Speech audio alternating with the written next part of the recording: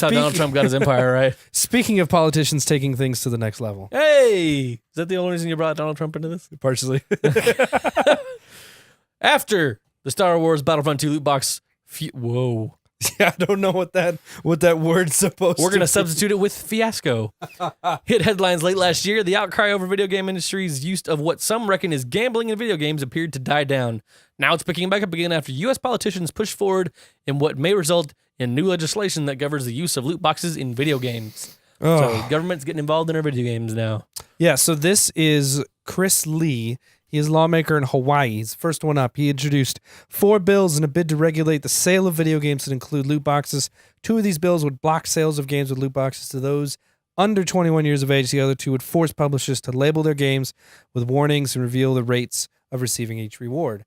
I don't think these are inherently bad. I don't either. I think forcing it to not be sold to people under 21 might be a stretch, but I do like the loot box warnings and revealing the rates of the reward. They already do that in other countries. Yeah. And I think that would be a reasonable thing. Like, hey, this game has loot boxes.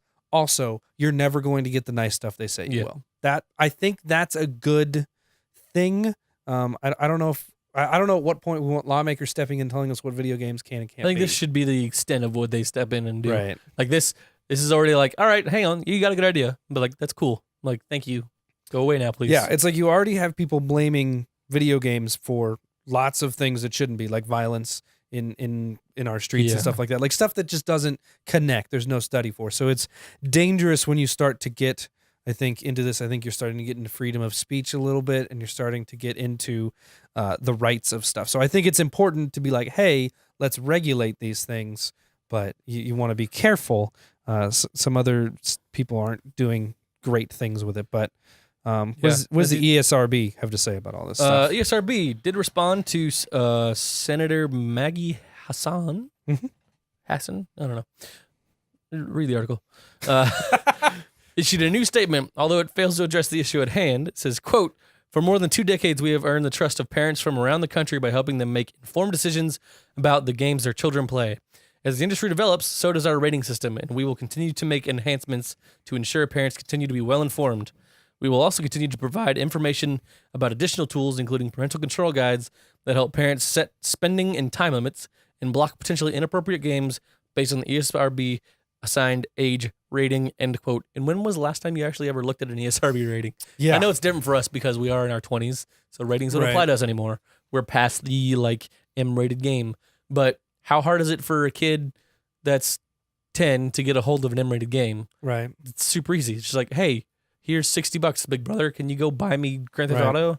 Yeah, I mean, and it's tough because, you know, when we were growing up, it was a little bit different. It was less of a focus on it, and there was no advertising and things like that. Like, it reminds me of when we went to go see Deadpool, and that was very clearly an adult movie. Like, if you knew anything about it at all, did any research or Googling or literally anything other than watch the trailers on TV, you knew that that's not appropriate for kids. But what did we see at the theater? We saw a family come in with like a 5-year-old and a 7-year-old and a 10-year-old and one big happy family with grandma and grandpa and mom and dad. We saw that, and then you got to wonder what people are thinking. And it's because they're not doing the due diligence. Because before, you didn't have to, because you didn't have these trailers for stuff. You could figure it out based on the game. Like, you walk into the store, kid's like, I want that game. Okay, I'm going to read this. No, that's inappropriate. Put it back.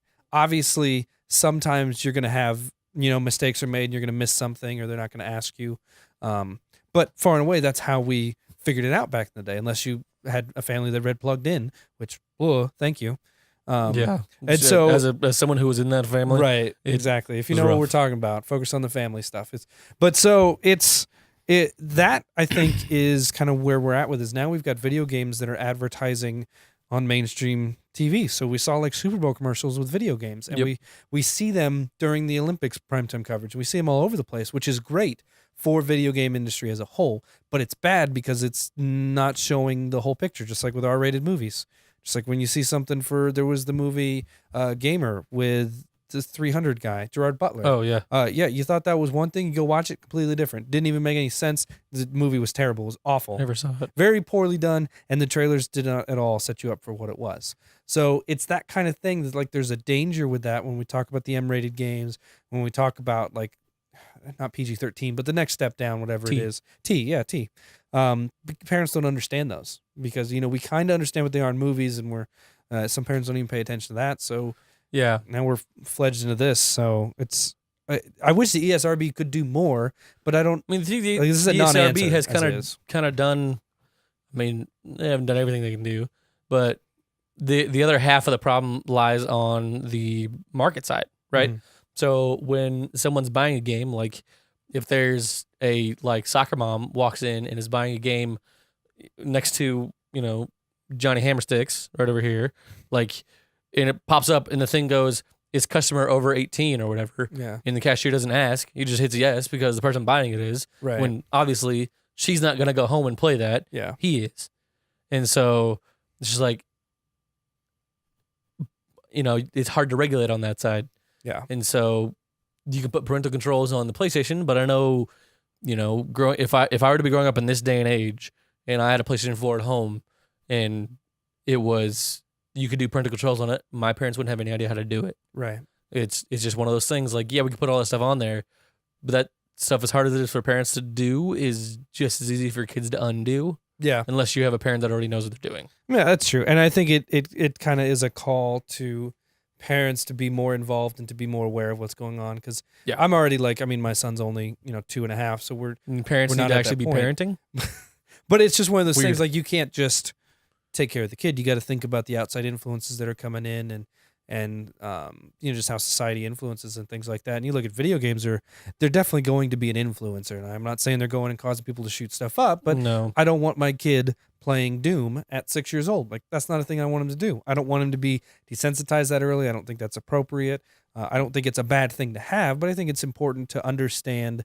There's a certain age when he can play that stuff and be able to obviously differentiate between what is video game and what is reality and what's okay and what's not. Yeah, it's learning how to process the information he's seeing in a way that makes sense with what it is. So playing Knack, great, no big deal for a 5-year-old. Playing Wolfenstein, not okay. Probably not. In any sense of Very the word. bloody. So it's more just learning where the limits are for your kids. And I think the ESRB, I think the video game industry exploded, and the ESRB was like, we'll just do the same thing we've been doing. Just make the sticker a little bit bigger. There's no good answer. But this was very much a non-answer. And I would like to see what we see in some of the other countries and see in some of the other industries, with not only parents being more involved, but just ratings being more obvious and clear. What if we changed it to exactly what it is in the movie theaters? And so we know what those labels means, like M for mature, that's not a thing we interact with on a daily basis, right? So maybe it's shifting to something like that. Maybe it's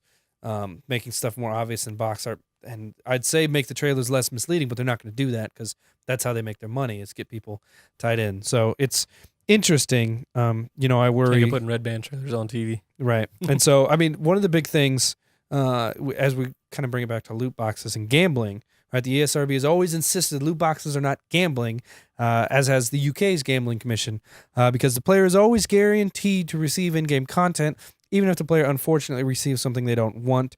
The statement does not appear to have poured cold water on the hot topic. And that's when they talk about what the representative had to say and ESRB responding and stuff. Which, I get. It's like, oh, you're always going to receive something. I don't know. There was that Reddit post it feels like such a line. Steve was talking about. Yeah. And I have thus since forgotten what it said. But it's just like putting your money down for an expected outcome. And it scratches that gambling itch. Right. It pings those same, synaptic leaps in your brain that need to be hit for that response. And so it's just kind of like, well, they kind of are. Yeah. The steps that we can take to just put it on the front of the box. Hey, it says loot boxes, or put it on the back of the box. Just put it on the freaking box. Just make it obvious. And just be like, hey, here's loot boxes. Here's what they cost. And they're cosmetic. They're not, whatever. Just, you got to be upfront about it, which is not that big a deal. Right. Just be like, hey, we have these loot boxes. Here's what they are. And we'd be like, okay, cool. Yeah. Done. It's literally that easy. At the end of the day, no one actually really wants loot boxes, right? We would love to see the same system we already have. I think we're in the minority when I say I would rather pay $20 more for a game and not ever have to worry about loot boxes than, pay the same and continue. Because I get video games cost more and you're going to need more money for stuff. That's just how development goes. It's just the nature of the beast.